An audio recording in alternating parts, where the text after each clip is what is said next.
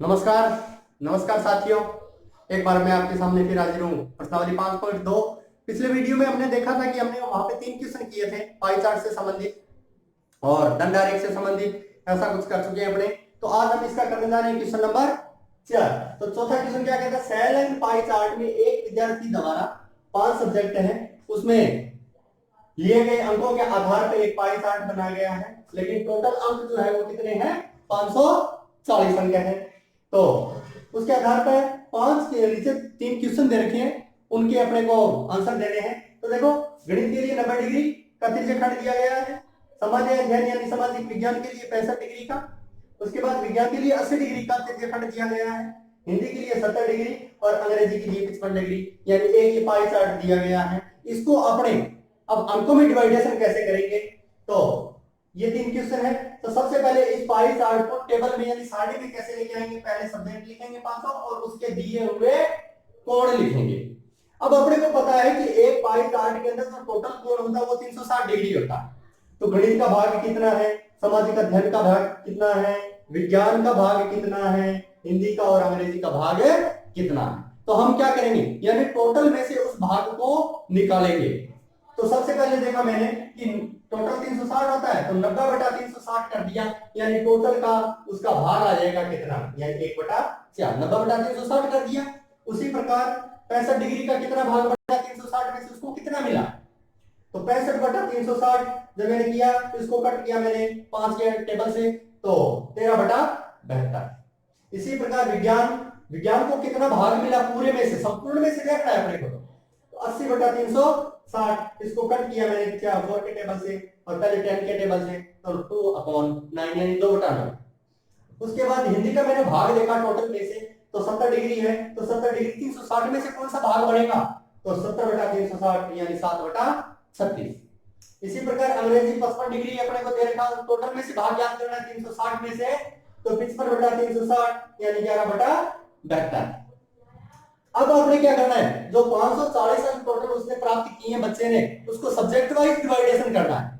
उसको क्या करना है, सब्जेक्ट वाइज डिवाइडेशन करना है। वो इस भाग के द्वारा होगा, यानी जितना भाग आ रहा है उसको टोटल अंकों से गुणा कर दिया जाएगा। तो गणित को कितना मिला, 1/4 गुणा 540। जब इसको कट किया तो आया मेरे पास 135। इसी प्रकार सामाजिक अध्ययन को भाग मिला था 13/72। अब 540 में से उसको डिवाइड करना है अपने को कि वो कितना ले पा रहा है, तो 13/72 गुणा 540 97.5 आएगा। उसी प्रकार 2/9 भाग था किसका, विज्ञान का।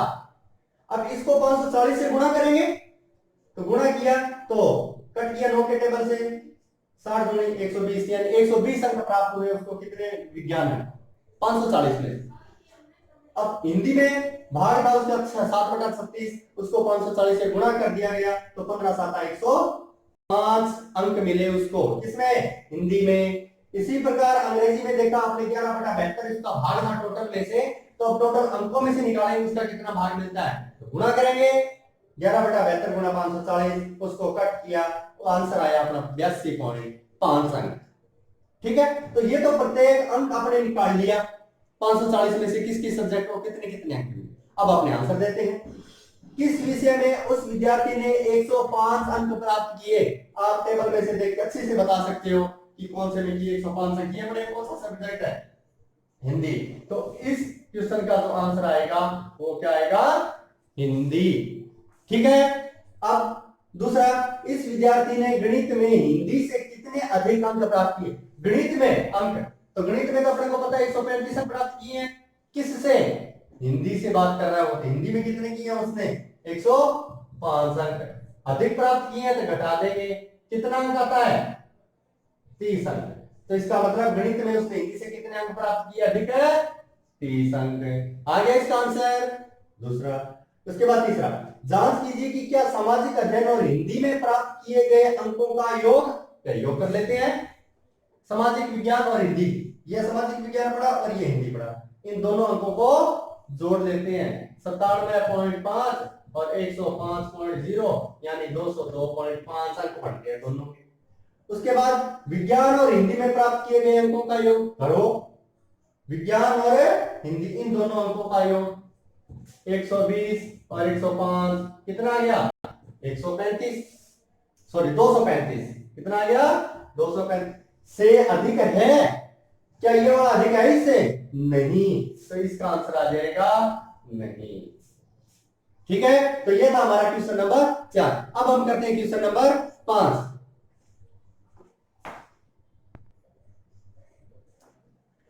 अब हम देखते हैं क्वेश्चन नंबर 5। क्वेश्चन नंबर 5 में पीछे भी हम कर चुके हैं। पाई चार्ट बहुत आसानी से बनाया जा सकता है, बस दो चीजों का ध्यान रखना है आपको। तो एक तो सबसे पहले हमें जो आंकड़े आपको दिए हुए हैं टोटल में से उसका यानी कुल में से उसका भाग ज्ञात करना है, और फिर 360 डिग्री का कोण होता है, उस भाग को उस कोण से गुणा करके उसके त्रिज्या खंड का कोण निकाल लिया होता है, बस। तो सबसे पहले हम देखते हैं 40 विद्यार्थी हैं हिंदी भाषा बोलने वाले, कितने में से? 72 में से। इसका मतलब 40/72। 12 है कितने में से? 12/72। 9 है कितने में से? 9/72। 7 है कितने में से? 7/72। और 4 है कितने में से? 4/72। हल कर लेते हैं, इसको काट लेते हैं 4 के टेबल से 10, और 4 के टेबल से इसको किया तो 18। उसके बाद और भी कट हो रहा है ये 2 के टेबल से, तो 5/9 आ जाएगा। 8 के टेबल से 8 5 40, 8 नहीं 72। उसके बाद यहाँ पे 12 एकम 12, 12 सिक्के 72। उसके बाद में 9 एकम 9, 9 8 72। ये कट नहीं रहा है, 7/72 ही पड़ा है। ठीक है, उसके बाद ये भी कट रहा है, 4 एकम 4 और 18 चौके 72, यानी संपूर्ण के अंदर से उसका भाग निकाल लिया आपने। ठीक है, अब क्या ज्ञात करना है? कोण ज्ञात करना है। कोण ज्ञात करने के लिए क्या करेंगे? 5/9 है, 360 डिग्री टोटल कोण होता है, कर दो गुणा, गुणा ही करना है। तो 4 नीम 36, 40, 40 15 200 डिग्री का कोण आ गया। कितना कोण आ गया? 200 डिग्री का एंगल आ गया। अब 1/6 है, 360 से गुणा करना है, 6 6 36, तो कितने डिग्री का कोण आ गया? 60 डिग्री का कोण आ गया।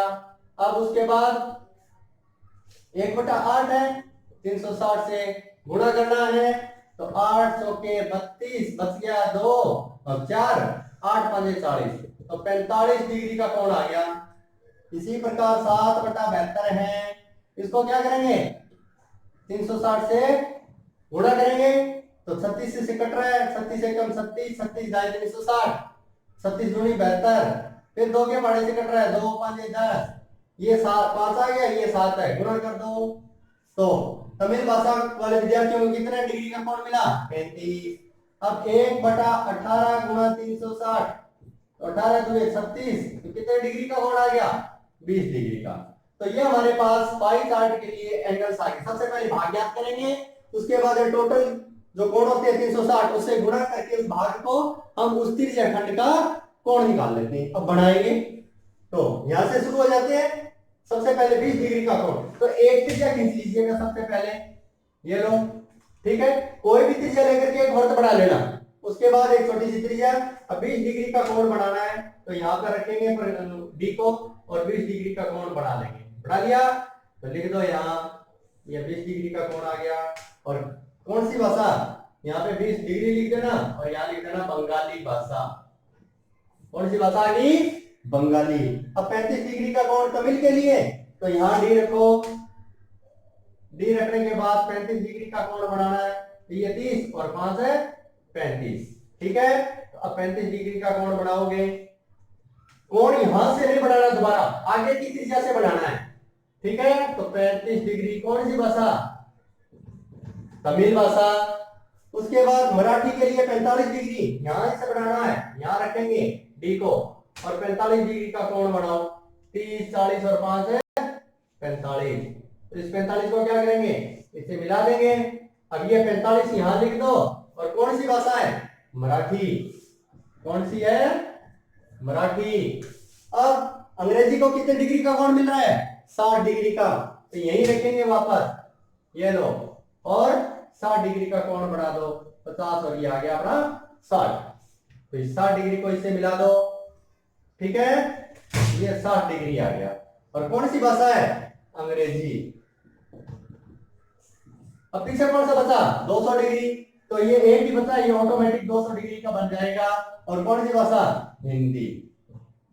तो इस प्रकार हम क्या करेंगे, दिए हुए आंकड़ों से भाग ज्ञात करते हुए, उनका कोण ज्ञात करते हुए पाई चार्ट तैयार कर सकते हैं। तो ये थी हमारी 5.2। धन्यवाद।